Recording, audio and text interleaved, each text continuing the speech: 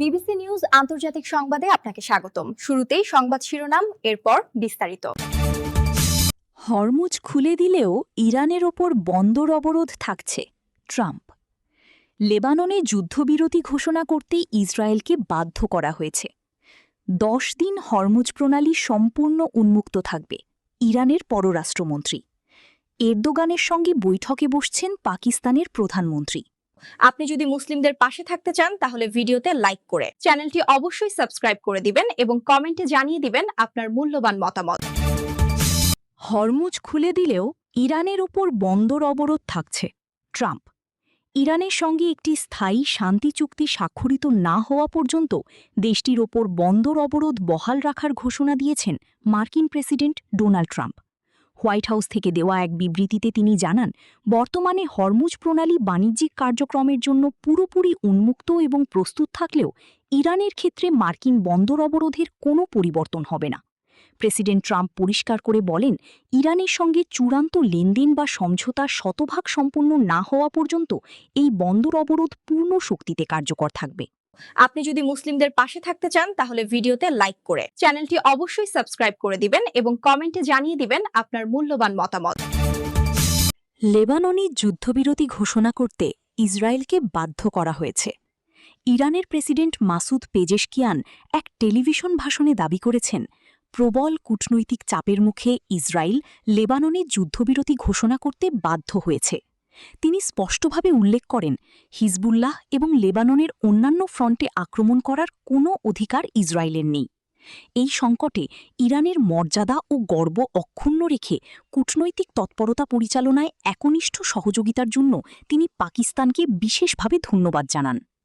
President Pezeshkian পুনর্ব্যক্ত করেন যে Iran কখনোই পারমাণবিক অস্ত্র অর্জনের চেষ্টা করেনি এবং দেশটি এই অঞ্চলে কোনো ধরনের অশান্তি বা সন্ত্রাসবাদ চায় না। তিনি বলেন, তেহরান আন্তর্জাতিক আইনি কাঠামোর মধ্যে থেকে নিজেদের আঞ্চলিক অখণ্ডতা রক্ষার পাশাপাশি শান্তি প্রতিষ্ঠায় আগ্রহী। ইরান তার নীতি ও অবস্থানের বিষয়ে সর্বদা অটল থাকবে এবং বিষয়টি সংশ্লিষ্ট পক্ষগুলোর পরিষ্কারভাবে বোঝা উচিত বলে তিনি মন্তব্য করেন।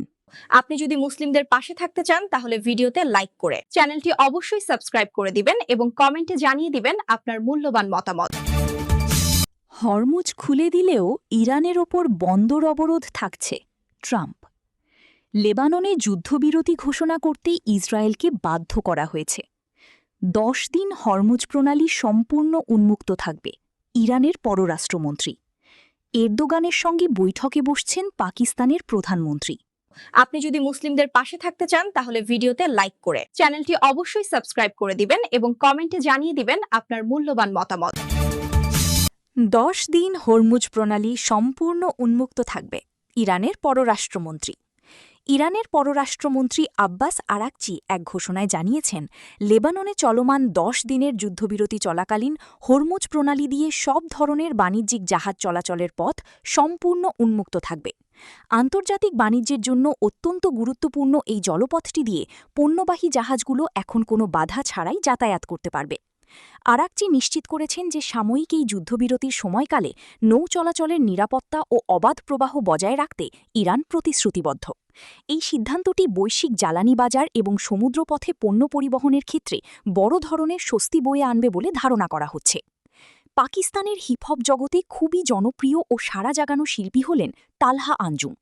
দেশটির জনপ্রিয় মিউজিক স্ট্রিমিং প্ল্যাটফর্ম স্পটিফাইয়ের সাম্প্রতিক প্রকাশিত 5 বছরের রিওয়াইন্ড তালিকায় টানা 5মবারের মতো শীর্ষে অবস্থান করছেন এই তরুণ গায়ক।